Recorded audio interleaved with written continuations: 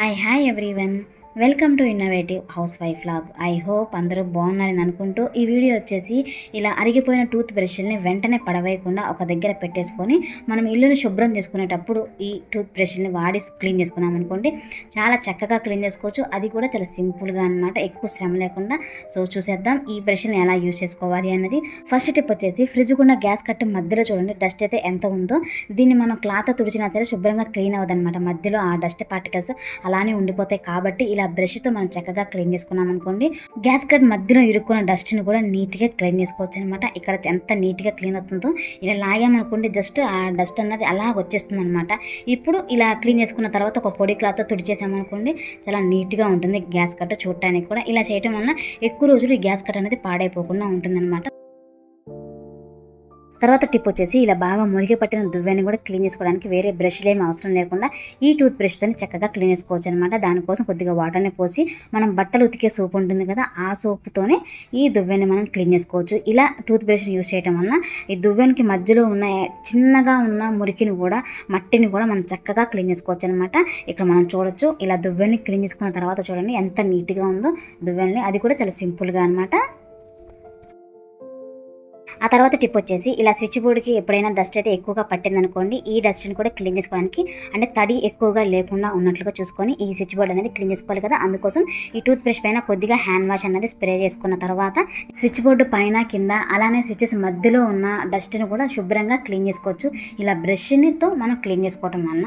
అంతేకాకుండా ఇక్కడ hand వాష్ని use చేయడం వలన మనం ఎక్కువ శ్రమ లేకుండానే సింపుల్గా క్లీన్ చేసుకోవచ్చు అనమాట. ఇలా స్విచ్ బోర్డు మొత్తం శుభ్రంగా అదే ఈ బ్రష్తో రుద్దిన తర్వాత ఇప్పుడు ఒక టిష్యూ పేపర్తో క్లీన్ చేసుకున్నాం అనుకోండి, చూడండి ఈ టిష్యూ పేపర్ ఎంత నల్లగా ఉందో, అంటే అంత మురికి ఉందన్నమాట. మనకి కంటికి కనిపించని డస్ట్ కూడా ఉంటుంది కాబట్టి ఇలా శుభ్రం చేయండి.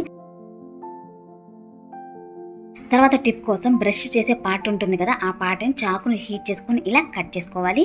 ఇలా కట్ చేసుకున్న దాన్నే ఇప్పుడు ఈ హ్యాండిల్ ఉంది కదా, మనం కట్ చేసుకున్న దాన్ని కొద్దిగా హీట్ చేసుకున్నాం అనుకోండి, ఆ ప్లాస్టిక్ అనేది కొంచెం కరుగుతుంది కాబట్టి దానికి మనం కట్ చేసుకున్న పార్ట్ని ఇలా అంటించేసామనుకోండి, చక్కగా అది అలాగా అతుక్కుపోతుంది అనమాట. ఇప్పుడు దీన్ని మనం ఇంటిని శుభ్రం చేసుకునేటప్పుడు చాలా అంటే చాలా రకాలుగా యూజ్ చేసుకోవచ్చు అనమాట.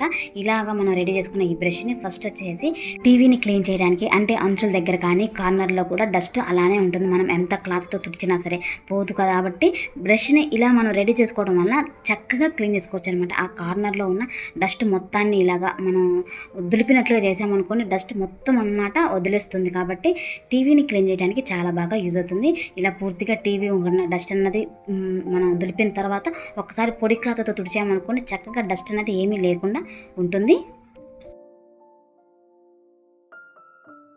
ఆ తర్వాత టిప్ వచ్చేసి మంచంకి ఫ్రంట్ సైడ్లో ఇలా కానీ లేకపోతే ఇలా వెనక వైపున కానీ డిజైన్లు కూడా ఫ్లవర్స్ లాగా ఉంటుంది కదా, ఆ ఫ్లవర్స్కి కూడా కార్నర్స్ అన్నది ఉంటుంది.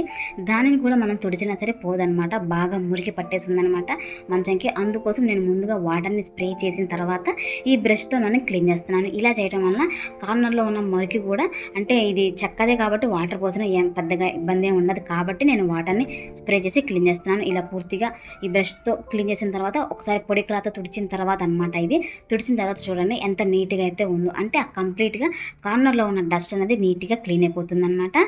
ఆ తర్వాత టిప్ వచ్చేసి వాషింగ్ మిషన్ పై వైపున వెనక వైపున అయితే మనం చక్కగా వాటర్తో తడి క్లాత్ తుడిచేసేసుకొని మనం మెయింటైన్ చేస్తాం కదా. అలా కాకుండా లోపల వైపున చూడండి, ఈ కార్నర్స్లో కానీ ఇలా ఇక్కడ డోర్ వేస్తాం కదా అక్కడ కానీ, ఇంకా డ్రమ్ము లోపల చూడండి ఎంత డస్ట్ అయితే ఉందో. అంటే మనం ఒక్కొక్కసారి అది క్లీన్ చేద్దామంటే చెయ్యి కూడా వెళ్ళదు, క్లాత్ కూడా వెళ్ళదు కదా. అలాంటి ప్లేసుల్లో బ్రష్ని మనం ఇలాగా కట్ చేసుకొని రెడీ చేసుకోవడం వల్ల ఈ బ్రష్ అనేది ఇలాగా క్లీనింగ్కి చాలా బాగా యూజ్ అవుతుంది అనమాట. చూడండి ఆ కార్నర్ లోపల, ఇదైతే డ్రమ్ము లోపల అనమాట నేను క్లీన్ చేస్తున్నాను. ఇలా చూడండి డస్ట్ అనేది చక్కగా క్లీన్ చేసుకోవచ్చు. ఇలాగా డ్రమ్ము మొత్తం కూడా క్లీన్ చేసుకున్న తర్వాత ఒకసారి పొడి క్లాత్తో తుడుచుకోవాలన్నమాట. ఇలాగా తుడుచుకున్న తర్వాత చూసుకుంటే అంతకు ముందు మనం క్లీన్ చేయక ముందుకి ఇప్పుడు క్లీన్ చేసుకున్న తర్వాత చూడండి ఎంత నీట్గా అయితే ఉందో. అలానే ఈ డోర్ వేసే దగ్గర ఇంకా కార్నర్స్ ఉంటుంది కదా, ఆ కార్నర్ కూడా మనం చక్కగా క్లీన్ చేసుకోవచ్చు అనమాట బ్రష్ని ఇలా రెడీ చేసుకోవడం వల్ల. అంతేకాకుండా కిచెన్లో కానీ హాలు బెడ్రూమ్స్లో మనకి తప్పకుండా ఇలాంటి షెల్ఫ్ డోర్లు అయితే ఉంటాయి కదా, వాటికి కూడా ఇలాంటి కార్నర్స్ ఉంటాయి. ఆ కార్నర్స్ని కూడా క్లీన్ చేసుకోవడానికి ఈ బ్రష్ని ఇలా యూజ్ చేసుకోవచ్చు అనమాట. చూసారు కదా, ఒక్కసారి బ్రష్ మనం రెడీ చేసుకున్నామంటే ఎన్ని రకాలుగా యూజ్ చేసుకోవచ్చు. అలానే ఎక్కువ రోజులు కూడా మనం వాడుకోవచ్చు అనమాట. ఇలా రెడీ చేసుకోవడం వల్ల తప్పకుండా ఇలా రెడీ చేసి క్లీన్ చేయడానికి ట్రై చేయండి.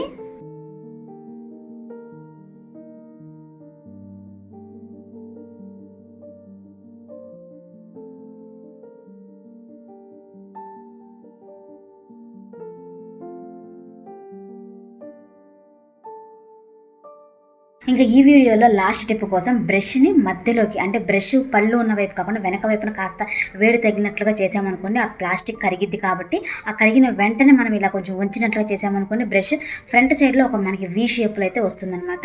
ఇలా వీ షేప్ రావటం వల్ల మనకి యూజ్ ఏంటి అంటే ఇలాంటి ప్లాస్టిక్ డబ్బాలు అంటే పొడవు ఎక్కువగా ఉండి ఇంకా మూతి కొంచెం చిన్నగా ఉన్న దాంట్లో మనం దీంట్లో చేయి పెట్టి పై వైపున అయితే క్లీన్ చేసుకున్నాం, కానీ ఈ డబ్బా అడుగు భాగంలో క్లీన్ చేయడానికి చెయ్యి అయితే వెళ్ళదు కాబట్టి అలాంటి టైంలో బ్రష్ని ఇలా రెడీ చేసుకొని కొంచెం అంత డిష్ వాషర్ లిక్విడ్ వేసి క్లీన్ చేసుకోవాలనుకుంటే చక్కగా ఆ డబ్బా అడుగు భాగాన్ని కూడా నీట్గా క్లీన్ చేసుకోవచ్చు.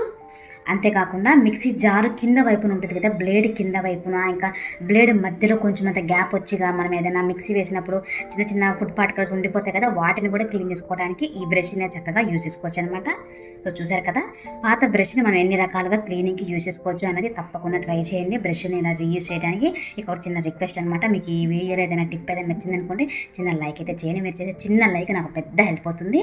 తప్పకుండా లైక్ చేస్తారనుకుంటూ ఇలాంటి మరికొన్ని ఇంట్రెస్టింగ్ అండ్ వీడియోస్తో నేను మీ ముందుకు వచ్చేస్తాను. అప్పటి వరకు కీప్ వాచింగ్ మై ఛానల్.